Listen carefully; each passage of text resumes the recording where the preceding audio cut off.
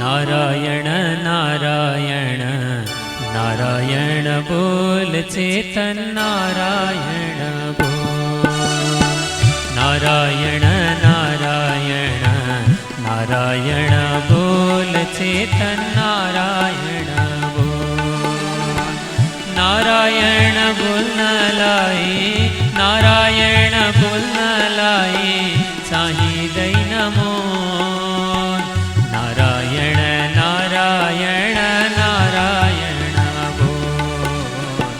नारायण नारायण नारायण बोल। जय श्रीमन्नारायण। ओम तत्संयोरावृणीमहे गातुं यज्ञाय गातुं यज्ञपतये दैवी स्वस्तिरस्तु नः। स्वस्तिर्मानुषेभ्यः ऊर्ध्वं जिगातु भेषजं सन्नो अस्तु द्विपदे सञ्चतुष्पदे। ओम शांति शांति शांतिः। लक्ष्मीनाथ समारंभां नाथयामुनमध्यमाम् अस्मदाचार्यपर्यन्तां वन्दे गुरुपरम्पराम्। मौद्गल्यवंशं सुलभं सुशीलं रामानुजार्यस्य मताश्रयन्तं श्रीमत्सुखाचार्यकृपैकभाजं श्रीदेवकीनन्दनवरेयमीडे। सर्वमङ्गलमाङ्गल्यं सर्वोपद्रवनाशनं वन्दे रामानुजार्यस्य नित्यं पादाम्बुजद्वयम्।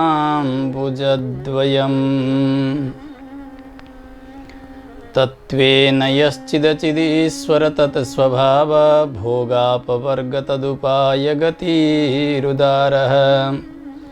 सन्दर्शयन्निरमिमीतपुराणरत्नं तस्मै नमो मुनिवराय पराशराय। मेघश्यामं पीतकौशेयवासं श्रीवत्साङ्कं कौस्तुभोदभासिताङ्गं पुण्योपेतं पुण्डरीकायताक्षं विष्णुं वन्दे सर्वलोकैकनाथम्। हरिनारायण दुरितनिवारण परमानंद परमपुरुषोत्तम भक्तजनप्रिय पंकजलोचन नारायण तव दासोऽहम्। श्रीनारायण तव दासोऽहम्। अखिलहेय प्रत्यनीक कल्याणैकतान श्वेतर समस्त वस्तु विलक्षण अनंत ज्ञानानंदैक स्वरूप परात्पर परब्रह्म परमेश्वर भगवान सर्वेश्वर श्रीमन्नारायण प्रभुलाई नै परतत्वका रूपले प्रतिपादन गर्ने शास्त्र श्री विष्णु पुराण, जसलाई पुराण रत्नद्वारा विभूषित गरिदिनु भएको छ पूर्वाचार्यहरूले। पुराण समूहमा उत्कृष्ट भएकै कारण श्री विष्णु पुराण पुराण रत्न कोटीमा परिगणित हुनुभयो। तत्व हित र पुरुषार्थको विशद चिन्तन, त्यहाँभित्र जीवात्मा प्रकृति र परमात्माका स्वरूप स्वभावको वर्णन, जीवात्माका भोग मोक्ष गति पुरुषार्थ यावत विषयका चर्चाले परिपूर्ण भएको श्री विष्णु पुराण। श्री पराशर महर्षि जो व्यासजीका पनि पिताजी भइबक्सन्छ, उहाँका श्रीमुखबाट मैत्रेय ऋषिले श्रवण गरिरहनु भएको छ। मैत्रेय ऋषि जो शिष्यहरूमा हुनुपर्ने गुणले परिपूर्ण हुनुहुन्छ, आचार्यमा हुनुपर्ने गुणले परिपूर्ण श्री पराशर महर्षि हुनुहुन्छ। त्यस्ता महापुरुषहरूको दिव्य संवाद जसले लोकको मङ्गल गरिरहेको छ, श्री विष्णु पुराण अत्यन्तै व्यावहारिक पनि र अति वैज्ञानिक चिन्तनले परिपूर्ण भएको ग्रन्थ हो। प्रारम्भबाट हामी श्रवण गर्दै आजका श्रृङ्खलासम्म आइसकेका छौँ। गएका श्रृङ्खलामा हामीले श्रवण गऱ्यौँ कस्ता व्यक्तिले यमराज कहाँ जान पर्दैन। त्यस्ता भगवानका भक्तको स्वरूप कस्तो हुन्छ, लक्षण कस्तो, स्वभाव कस्तो, उहाँलाई कसरी चिन्ने। जो वैकुण्ठका अधिकारी हुनुहुन्छ, भगवानका प्यारा हुनुहुन्छ, त्यस्ता वैष्णवको लक्षण र साथसाथमा जो नरकगामी पापात्माहरू हुन्छन्, नरक जानकै निमित्त उनीहरूको जन्म अनि जन्मानुसार स्वभाव पनि बनेको हुन्छ। भगवान र भागवत जनको अत्यन्तै निन्दा गर्ने, हिंसा परायण, केवल सांसारिक विषयको उपभोग गर्नु, वर्णाश्रम मर्यादालाई कुल्चनु र मनमुखी जीवनयापन गर्नु, अपराधै अपराधले जीवन चलाउनु, त्यस्ता अपराधीहरूले नरक जानुपर्ने र तिनीहरूलाई नै नरक लिएर आउनु भन्ने यमराजको जो आज्ञा हो आफ्ना दूतलाई, त्यो विषयलाई पनि हामीले विस्तृत रूपमा श्रवण गऱ्यौँ। आज पराशर महर्षिले सोध्नुभयो, मैत्रेयजी तपाईँले जति सोध्नु भएको थियो मसँग ती सबै विषयहरू त बताइसकेँ, अब तपाईँ के सुन्न चाहनुहुन्छ। मैत्रेय ऋषि हात जोडेर भन्नुहुन्छ, हे प्रभु, संसार जित्नका निमित्त भगवानकै आराधना गर्नुपर्दो रहेछ। भगवान मात्र एक रक्षक हुनुहुन्छ, शरण हुनुहुन्छ। भगवानदेखि अतिरिक्त कोही पनि यो संसार तारिदिने समर्थ त्यस्तो व्यक्ति छँदै छैन भन्ने कुरा हजुरका श्रीमुखबाट, यो यमगीताका माध्यमबाट मैले थाहा पाएँ। संसार जित्नका निमित्त भगवानलाई आराधना गर्नुपर्छ। त्यो आराधनाको विधि के हो, कसरी गर्दा भगवान प्रसन्न रहनुहुन्छ। भगवान देवः संसार विजिगीषुभिः समाख्याहि जगन्नाथो विष्णुराराध्यते यथा। जसले शास्त्र मर्यादालाई जान्नु भएको छ, त्यस्ता महापुरुषहरू पुनः संसार बन्धनमा नपर्नका निमित्त कसरी भगवान जगन्नाथ श्री विष्णुको आराधना गर्नुहुन्छ, त्यो विषयलाई विशद रूपमा हजुरले उपदेश गरिबक्सियोस्। आराधिताच्च गोविन्दात् आराधन परैर्नरैः यत्प्राप्यते फलं श्रोतुं तच्चेच्छामि महामुने। भगवान श्री गोविन्दको आराधना, जुन आराधनामा अत्यन्तै श्रद्धा भएका महापुरुषहरूले गर्नुहुन्छ, हो त्यस्तो आराधनाबाट कस्तो फल प्राप्त गर्नुहुन्छ उहाँहरूले, त्यो पनि मलाई सुन्ने इच्छा छ। कृपा गरेर बताउनुहोस्। पराशर महर्षि बताउनुहुन्छ, मैत्रेय, तपाईँले जस्तो जिज्ञासा गर्नुभएको छ नि अहिले, यही जिज्ञासा महाराज सगरले औरव नाम गरेका ऋषिसँग गर्नुभएको थियो। अत्यन्तै ज्ञानी हुनुहुन्थ्यो औरव, तत्त्वका ज्ञाता, भक्ति मार्गका एक आचार्य नै हुनुहुन्थ्यो। धेरै धेरै शिष्यहरूले युक्त हुनुभएका, जगतमा उस समयमा अत्यन्तै मान्य ऋषि औरव ऋषि। एक समय महाराज सगरले ऋषिको स्वागत गर्नुभयो, पूजन गर्नुभयो। साष्टाङ्ग प्रणतिपूर्वक नम्र भएर उपयुक्त समयलाई विचार गरेर भगवानका आराधनाका विषयमा जिज्ञासा गर्नुभयो। कसरी आराधना गर्नुपर्छ भगवान श्रीनारायणको, अनि यस आराधनाको फल के हो त्यो पनि हजुरले बताइदिनुहोस्। फलं चारादिते विष्णो यत् पुंसाम् अभिजायते सचाह पृष्टो यत्नेन तस्मै तन्मे खिलं शृणु। हे मैत्रेय, महाराज सगरले सोध्नुभयो, त्यस्ता भाग्यमानी भगवत कृपा भाजन महापुरुषहरू जसको जीवन भगवानको आराधनाका निमित्त बनेको छ, संसार सबै वासुदेवमय देख्नुहुन्छ, त्यस्ता ज्ञानीहरूले गर्ने जो आराधना हो यो लोकका निमित्त एक शिक्षा र आदर्श बन्दछ। त्यो आराधनाको प्रकार अनि त्यसबाट प्राप्त हुने फल यदि त्यो संसारले जान्ने हो भने तमाम संसारी जनहरू भगवानका आराधनामा लाग्दछन्। त्यसो हुनाले हे गुरुदेव कृपा गरेर बताउनुहोस्। यसरी नै सोध्नु भएको थियो महाराज सगरले मैत्रेय र औरव ऋषिले उहाँलाई जस्तो उपदेश गर्नुभयो त्यो म तपाईँलाई सुनाइरहेको छु, सुन्नुहोस्। ऋषि औरवले भन्नुभयो, महाराज सुन्नुहोस्, भगवान श्री विष्णुका 4 हातहरू छन्।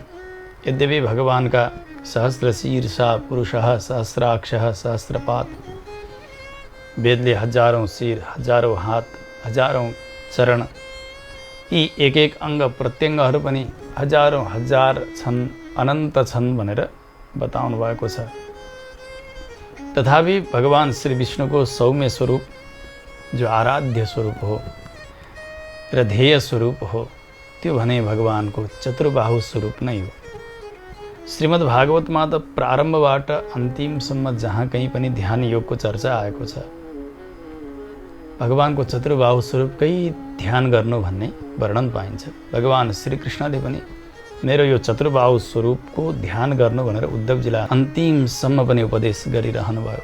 विष्णु पितामहले जति बेला अन्तिम प्रयाण गर्नुभयो, भगवान जानुभएको छ पाण्डवहरूलाई साथमा लिएर, द्रौपदी जानुभएको छ, कुन्ती जानुभएको छ, ऋषिहरू जानुभएको छ।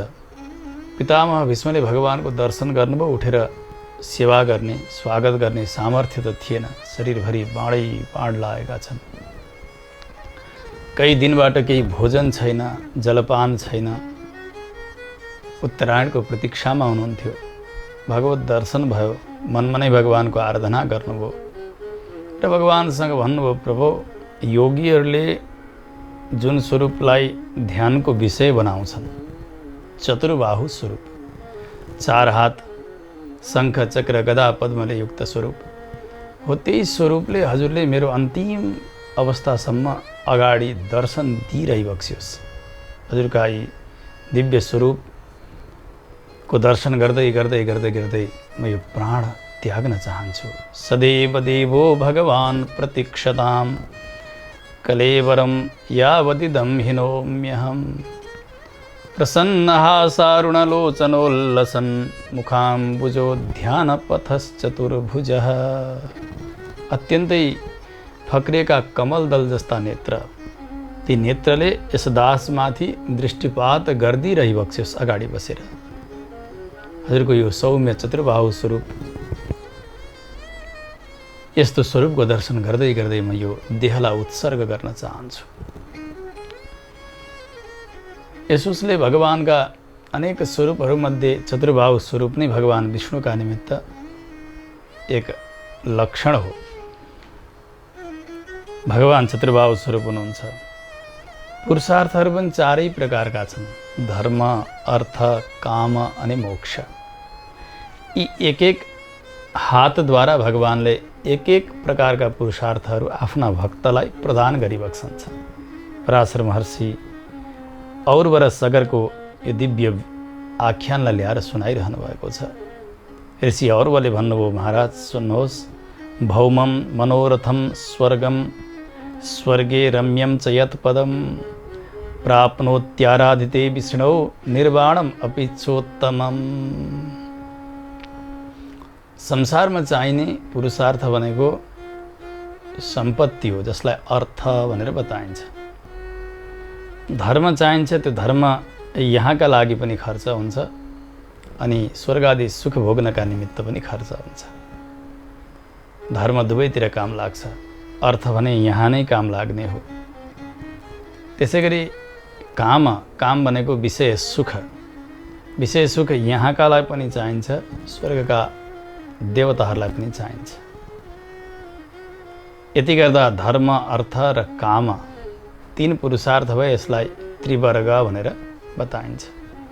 योभन्दा अर्को उत्तम पुरुषार्थ हुन्छ जसलाई मोक्ष भनेर बताइएको छ। यहाँ निर्वाण शब्दले बताउनु भयो,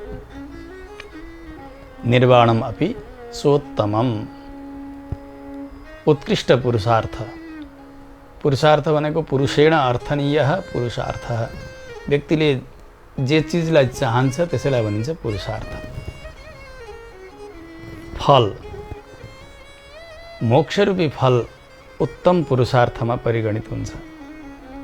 यी चार हात भगवानका धर्म, अर्थ, काम, मोक्ष, यसैभित्र संसारको सुख, यहाँको वैभव, सम्मान, त्यसै गरी स्वर्ग आदि सुख, अनि उसै गरिकन मोक्षभित्र पनि दुई प्रकारका प्रभेदहरू, एउटा त कैवल्य मोक्ष आत्मप्राप्ति, अर्को सायुज्य मोक्ष जसलाई भगवत प्राप्ति भनेर बताइन्छ। यी सबै प्रकारका पुरुषार्थ दिने भनेका केवल भगवान नारायण मात्र हुनुहुन्छ। यद्यपि देवताहरूले पनि कसैले सम्पत्ति चाहेर पूजा गर्यो भने दिइदिन्छन्, सन्तान दिन्छन्, विद्या, मान, सम्मान सबै प्रकारका दिन्छन् फलहरू, तर मोक्ष कुनै देवताका हातमा छैन। मोक्ष केवल भगवान नारायणका हातमा। भगवान गीतामा बताउनुहुन्छ, ती जसले देवताको आराधना गर्दछन्, साक्षात् आराधना, इन्द्र, वरुण, कुबेर, ब्रह्मा, शङ्कर, अरू पनि भूतपतिहरूका आराधनाहरू जति पनि गर्दछन् ती सबैले फल प्राप्त गर्दछन्। ती देवताहरूले तिनीहरूलाई फल दिने होइन। भगवान भन्नुहुन्छ, लभते च ततः कामान मयैव विहितान हितान। ती देवताहरूले पनि मैले जो फल प्रदान गर्दछु त्यही फल नै आफ्ना भक्तलाई दिइदिने हुन्। उनीहरूसँग केही छँदै छैन, उनीहरू जे लिन्छन् मबाट लिन्छन् अनि त्यो आफ्ना भक्तलाई दिइदिन्छन्। देवताहरू त केवल माध्यम मात्र हुन्। चाहे धर्म होस्, चाहे अर्थ, काम, मोक्ष, सबै प्रकारका पुरुषार्थ भगवानबाट मात्रै मिल्ने हो। भगवान साक्षात् आराधित हुनुभयो भने व्यक्तिले जुनसुकै कामना गरेको होस् भगवानले पूर्ति गरिदिबक्सन्छ। श्रीमद् भागवतमा पनि यो प्रसङ्ग हामीले श्री सुखदेव स्वामीजीका श्रीमुखबाट सुन्न पाउँछौँ। अकाम सर्वकामो वा मोक्षकाम उदारधीः तीव्रेण भक्ति योगेन यजेत पुरुषम परम।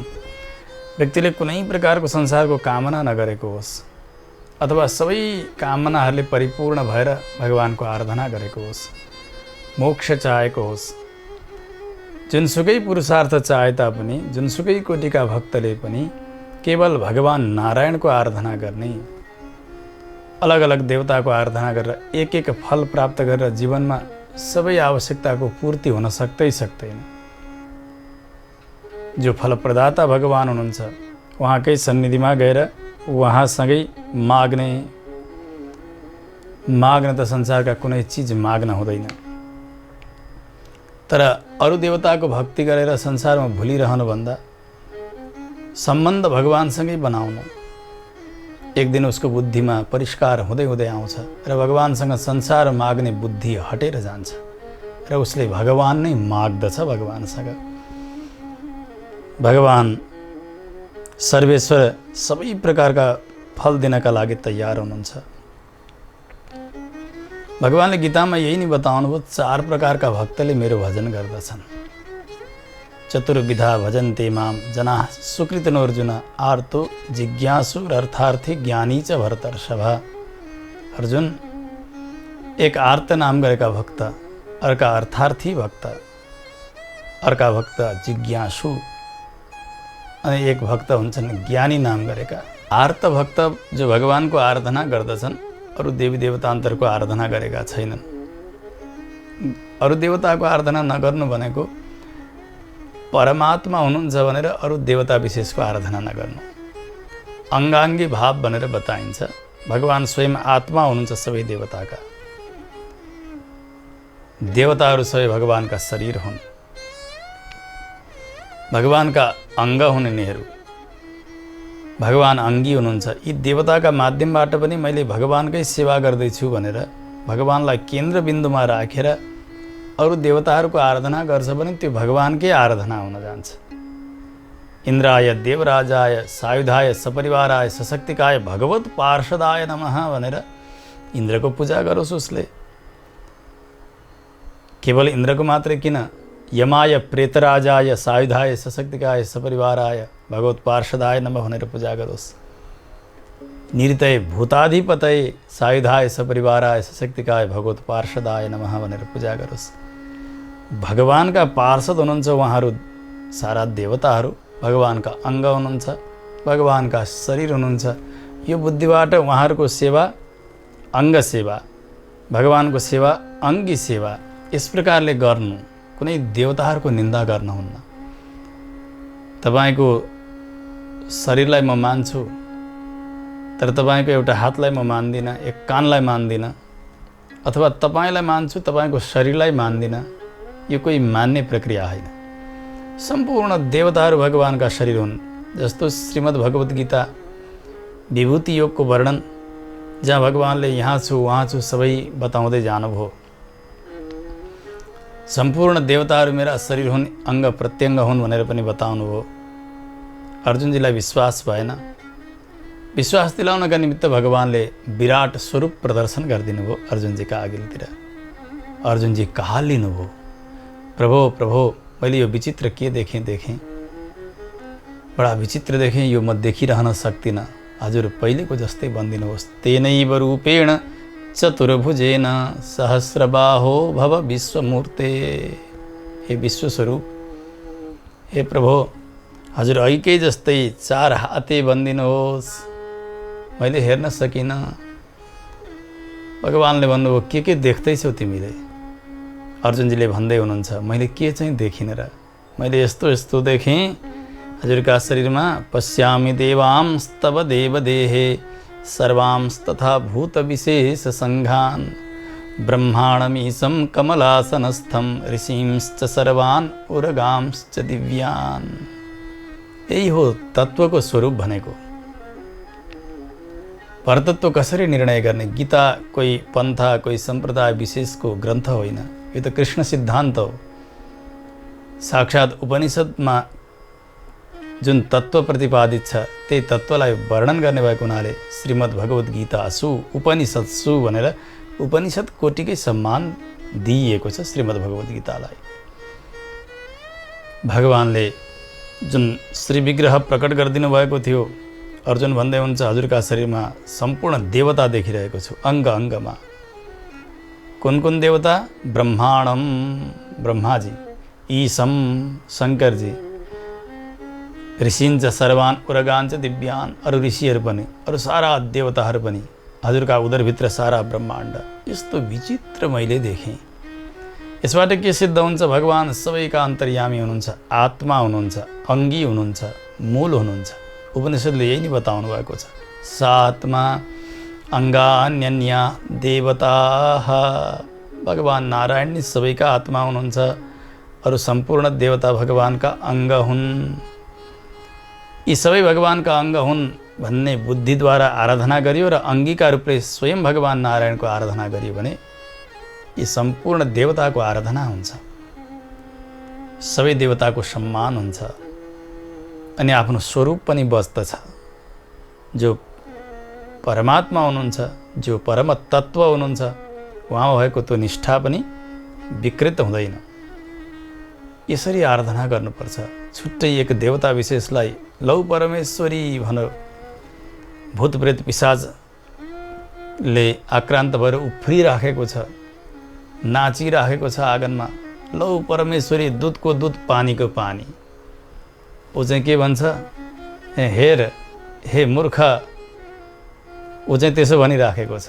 त मूर्खै त हो नि यो, किनभने भूतलाई प्रेतलाई लौ परमेश्वरी भनिराखेको छ यो। उसले के भन्दैछ? हे मूर्ख सुन भन्दैछ। किनभने मलाई परमात्मा भन्दैछस् नि, तभन्दा मूर्ख अर्को को हुन्छ र संसारमा? त परमात्मा त एउटा छ, त्यो हो नारायण। उही हो परतत्व, उही हो विष्णु तत्त्व। अरू देवताका आश्रयमा रहेर अरू संसारका फलहरू, अरू परलोकसम्मका फलहरू प्राप्त गर्न सक्छ व्यक्तिले।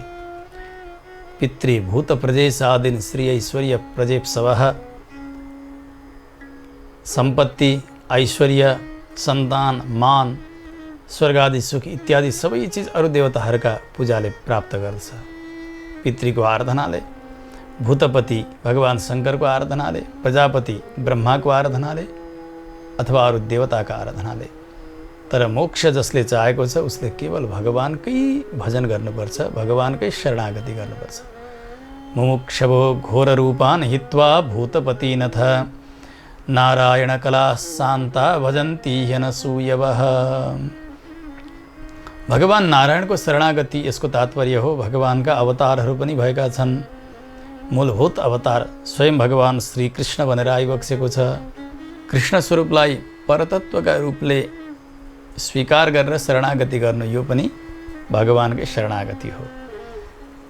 भगवान श्री रामचन्द्रलाई परब्रह्म हुनुहुन्छ भनेर उहाँको शरणागति गर्नु यो पनि भगवत शरणागति नै हो। किनभने भगवान नारायण नै कृष्ण अनि राम भनेर अवतीर्ण भइबक्सेको हो। उहाँबाटै मोक्ष छ। भगवान मात्रै मोक्षका अधिपति हुनुहुन्छ। यद्यद् इच्छति यावत् च फलम् आराधिते च्युते तत्तद् आपनोति राजेन्द्र भूरि स्वल्पमथापि वा।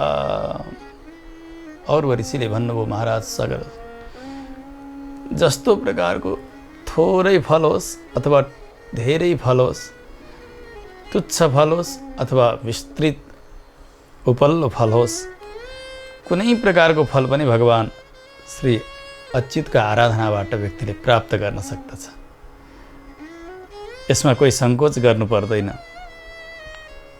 तपाईले सोध्नुभयो कसरी भगवानको आराधना गर्नुपर्छ।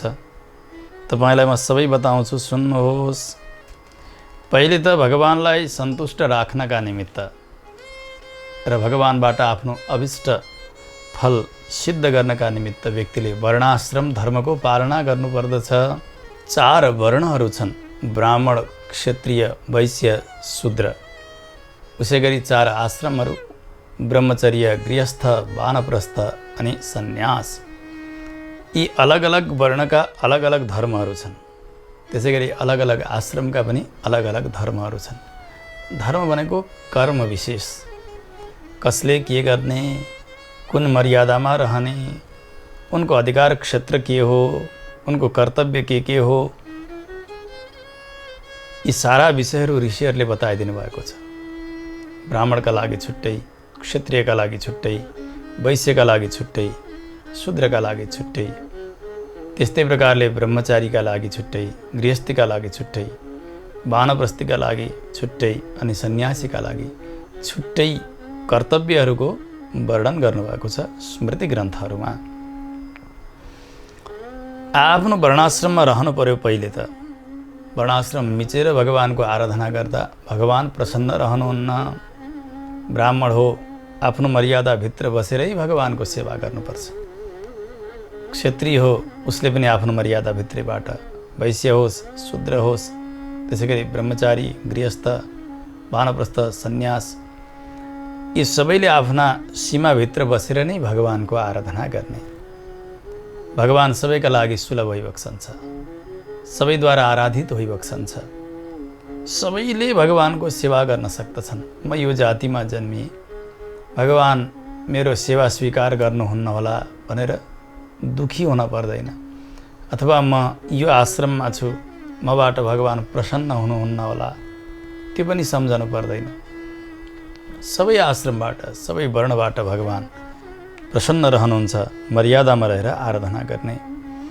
वर्णाश्रमाचारवता पुरुषेण परः पुमान् विष्णुः आराध्यते पन्था नान्यस्तत्तोषकारकः। वर्णाश्रमलाई मिचेर जतासुकै गरेर भगवानमा खुब भक्ति गर्ने, भजन गर्ने, तर भगवान प्रसन्न हुनुहुन्न। भगवानलाई पहिलो शर्त हो वर्णाश्रम मर्यादा। भगवान वर्णाश्रम धर्मका मूल हुनुहुन्छ। यो वर्णाश्रम व्यवस्थाद्वारा नै सनातन धर्म टिकेको छ, जसलाई वैदिक सनातन धर्म भनेर बताइन्छ। यो वैदिक सनातन धर्मका 8 स्तम्भहरू छन्। 4 वर्णहरू, ब्राह्मण, क्षत्रिय, वैश्य, शूद्र, त्यसै गरी 4 आश्रम, ब्रह्मचर्य, गृहस्थ, वानप्रस्थ र सन्यास हो। यिनीहरूका जति पनि धर्महरू वर्णित छन् नि, यिनै वर्ण र आश्रमका धर्महरू नै यो सनातन धर्मको आधार स्तम्भहरू हुन् भनेर जान्नु पर्दछ। ठुलो घर छ, तर ती खाँबाहरू मकाएका छन् भने, पिलर मकायो, भाँचियो भने त्यो घर ढल्दछ। वर्णाश्रम व्यवस्थामा सनातन धर्म टिकेको छ, यो हामीले बुझ्यौँ।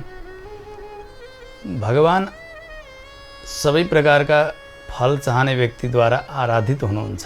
त्यसमा मुख्य अघि हामीले सुन्दै थियौँ, एक आर्त, अर्का अर्थार्थी, अर्का जिज्ञासु अनि एक ज्ञानी। आर्त भनेको त्यो हो जसले धेरै सम्पत्ति पहिले जोडेको थियो अथवा मान सम्मान सबै चिज पाएको थियो, त्यो आफ्नो उपलब्धि एकाएक नष्ट भयो, सम्पत्ति नष्ट भयो।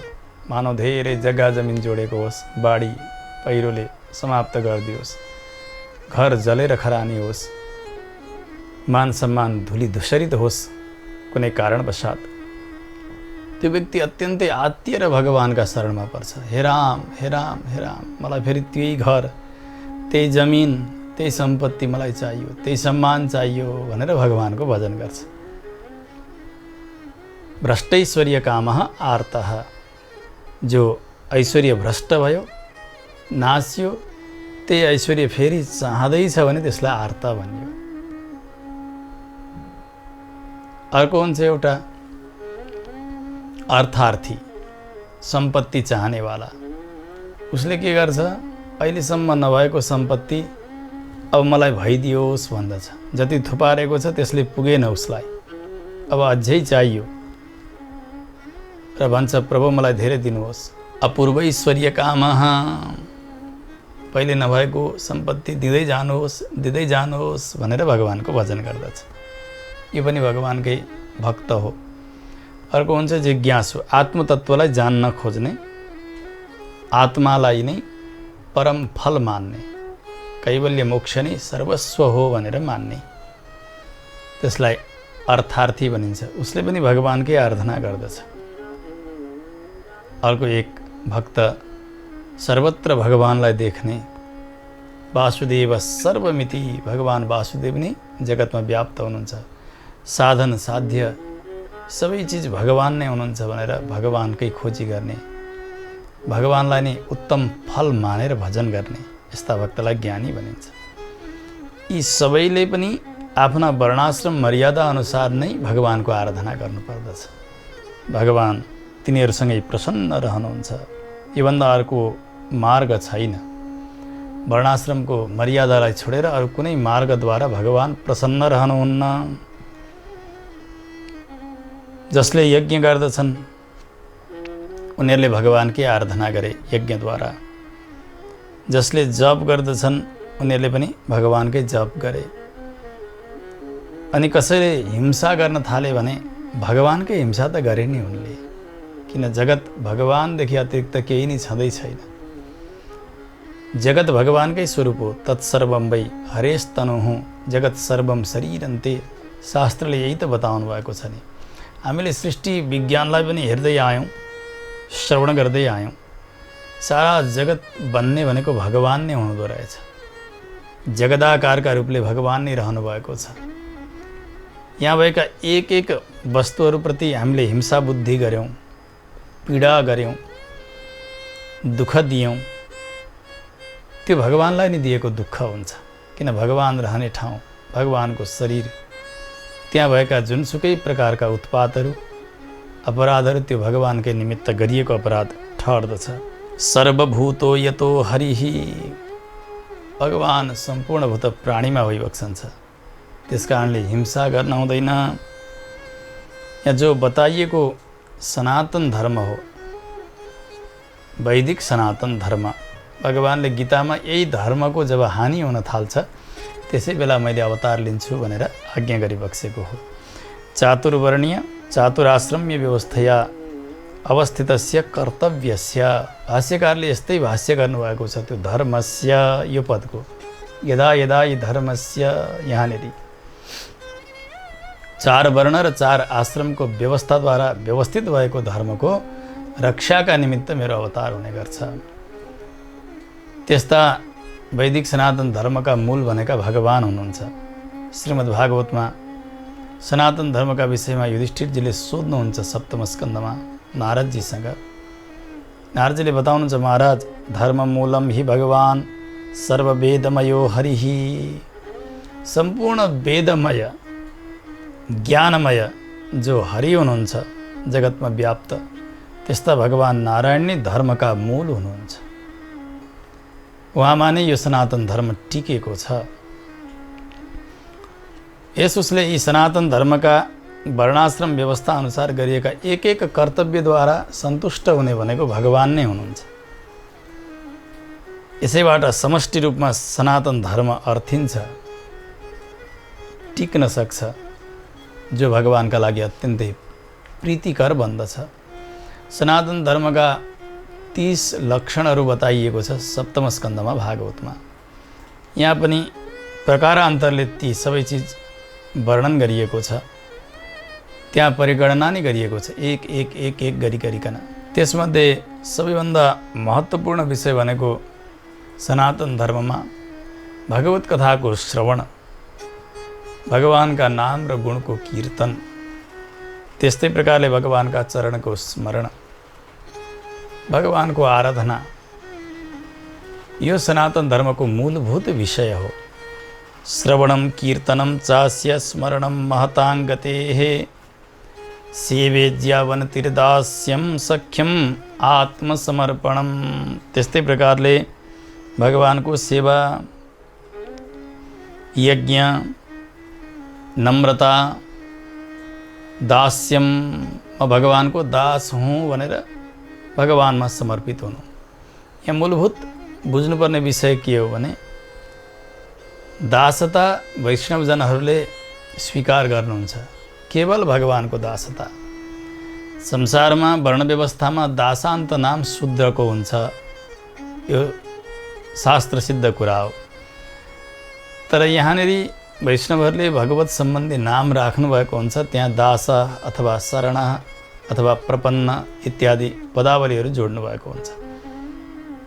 शास्त्र र सज्जनको सङ्गत नगरेका पटमूर्खहरू, जसको जन्म नै वैष्णव निन्दाका निमित्त भएको छ, आफूलाई खूब पण्डित मान्दछन्, त्यस्ता पण्डित मानिहरूले जसलाई न शास्त्रको मर्म थाहा छ न कहिले सङ्गत गरेका छन्, तिनीहरूले आरोप गर्दछन्, हो वैष्णवहरू त दास हुन्छन्, यी त शूद्र हुन् भनेर। बुझ्नुपर्ने कुरा के हो भने प्रहलादजी आफूलाई दास्य भक्तिमा समर्पित गर्नुहुन्छ। उद्धवजी भन्नुहुन्छ उच्छिष्ट भोजिनो दासाः। हनुमानजी भन्नुहुन्छ दासोहम कौशलेन्द्रस्य। नवदा भक्तिमा श्रवणम कीर्तनम विष्णोः स्मरणम पादसेवनम अर्चनम वन्दनम दास्यम सख्यम आत्मनिवेदनम। यो दास्य वृत्ति बिना भगवानको दासता स्वीकार नगरिकन भक्ति पूर्ण हुँदैन। महत्त्वपूर्ण अङ्ग हो यो नवदा भक्तिको। अति नै पटमूर्खहरू फेरि व्यासपीठमा बस्छन् अनि प्रार्थना गर्छन्, मनोरथो मदीयोऽयं सफल सर्वथा त्वया निर्विघ्नेनैव कर्तव्यो दासोऽहं तव केशव। हे केशव, म तपाईँको दास हुँ भनेर जजमानलाई पनि त्यही गर्न लगाउँदैछन्। म के भन्दैछु, मेरो चिन्तनमा कहाँबाट यो विकार आयो, कहाँबाट किरा परेको छ मेरो बुद्धिमा, यो कुरा उसले सम्झेकै छैन। केवल वैष्णव निन्दाका निमित्त जीवन छ उसको। ओहो, दया लाग्छ त्यस्ता मूर्खहरूलाई देख्दा पनि। दासता न तिमी जस्ता अपराधीको दासता स्वीकार गरिएको हो यहाँ, न संसारीहरू कसैको दासता स्वीकार गरिएको हो। जो परम तत्व हो, जो जगतको एकमात्र तत्व हो, त्यस्ता परमात्माको दासता स्वीकार गरिएको हो। त्यसकारणले भगवानका भक्त वैष्णवजनहरूले आफ्ना नामका अन्तिममा अमुक दासः भनेर जोड्नुहुन्छ। यसरी भगवानको दास भनिसकेपछि वर्ण व्यवस्था अनुसार अमुक दास शर्मा अथवा अमुक दास वर्मा, गुप्त इत्यादि वर्ण व्यवस्थाका यी मर्यादाहरूलाई पालन गरिन्छ। जस्तो कि मधुसूदन दास शर्मा अथवा रामानुजदास शर्मा, यस प्रकारले व्यवहार गरिन्छ। यो शास्त्रको मर्यादालाई र मर्मलाई सम्झिनुपर्छ सबैले। दासता बिना भक्ति पूर्ण हुँदैन। त्यसो भए हनुमानजी कोही कामको हुनुहुन्न थियो, उद्धवजी काम नलाग्ने हुनुहुन्थ्यो, अथवा प्रहलादजी को भक्ति केही काम बिनाको हो, वर्ण व्यवस्था बिनाको हो, उहाँका चरित्र सुन्न योग्य होइनन्, उहाँले गरेको नवदा भक्ति त्यो वेद मर्यादा अनुसार होइन, त्यसो भन्न सक्नु पर्यो कि जब त्यसैलाई भजाएर व्यक्तिले पेट पालिराखेको छ, दासोहम तब केशव आफै रटान लगाइरहेको छ, त वैष्णवजनहरूले भगवत दासत्व स्वीकार गर्दछन् भक्ति प्रपत्ति मार्गमा। यसमा टाउको दुखाइ कसको किन हुन परेको छ? त्यसकारणले यसरी 30 प्रकारका सनातन धर्मका लक्षणमध्ये एउटा हो दास्य, भगवानको दासता। आफूलाई खूब सनातनी भन्ने व्यक्तिहरूले कान खोलेर सुन्नुपर्छ। भगवत दासता बिना सनातन धर्म पूर्ण हुँदैन, भगवानको समाराधना बिना पनि हुँदैन। तस्मात् सदाचारवता पुरुषेण जनार्दन आराध्यते स्ववर्णोक्त धर्मानुष्ठानकारिणा। यसरी नै आफ्ना वर्णाश्रम अनुसार भगवानको समाराधना गर्नुपर्दछ। भगवान प्रसन्न रहनुहुन्छ। ब्राह्मण होस्, क्षत्रिय होस्, वैश्य, शूद्र, हे राजन, सबैले आफ्नो स्वधर्ममा तत्पर रहनुपर्दछ। त्यसै गरिकन भगवानको आराधना गर्नुपर्छ। अर्काको निन्दा गर्न हुन्न, असत्य बोल्न हुन्न, अरूलाई दुख्ने प्रकारका बाणीहरू बोल्न हुन्न,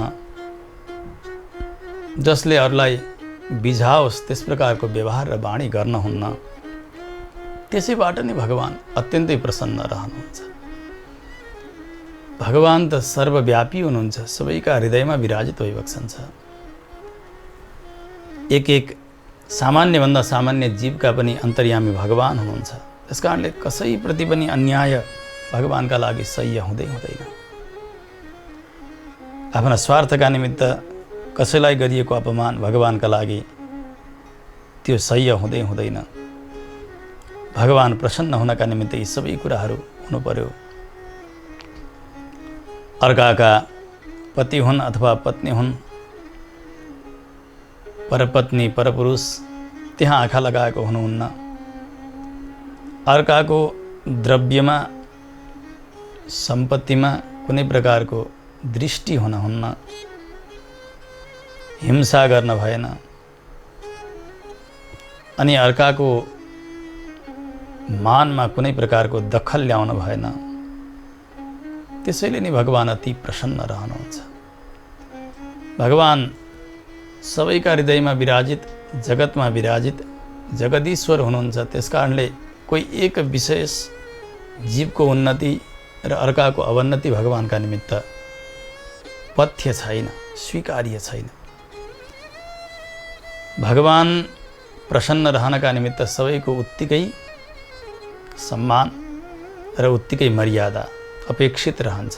जस्तो कि धेरै सन्तति छन् कुनै पिता माताका, एउटा छोराले अरू भाइलाई खुब दुःख दिन्छ अथवा अरू बहिनीहरूलाई दुःख दिएको छ, तलमाथि गरेको छ भने त्यो पिता माताको मन कति पनि शान्त रहँदैन, सहन गर्नै सक्दैनन् उनीहरूले।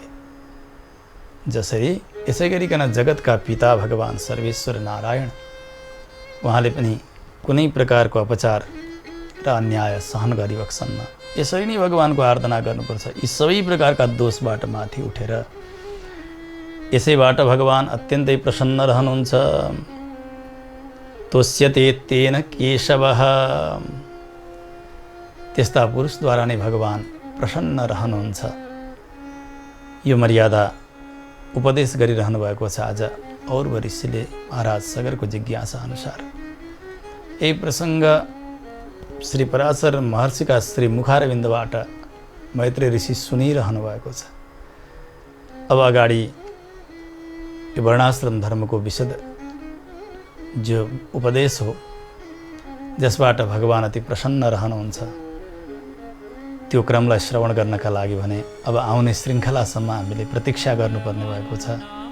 आजको निश्चित समय पूर्ण भइसकेको हुनाले भगवानका श्री चरणमा आफ्ना वाणीलाई विश्राम गर्दै कथालाई पनि यहीँ विराम गरिन्छ। जय श्रीमन्नारायण। करे सधैँभरि यो जिन्दगी खिल्छ, भक्ति करे सधैँभरि यो जिन्दगी खिल्छ। त्यसैले त शास्त्र भन्छन् नारायण बोल चेतन नारायण बोल। त्यसैले त शास्त्र भन्छन् नारायण बोल चेतन नारायण बोल। नारायण बोल्नलाई नारायण बोल्नलाई चाहिँदैन मोल। नारायण नारायण नारायण बोल। नारायण नारायण नारायण बोल। नारायण नारायण नारायण बोल चेतन नारायण बोल। नारायण बोल चेतन नारायण बोल। नारायण बोल चेतन नारायण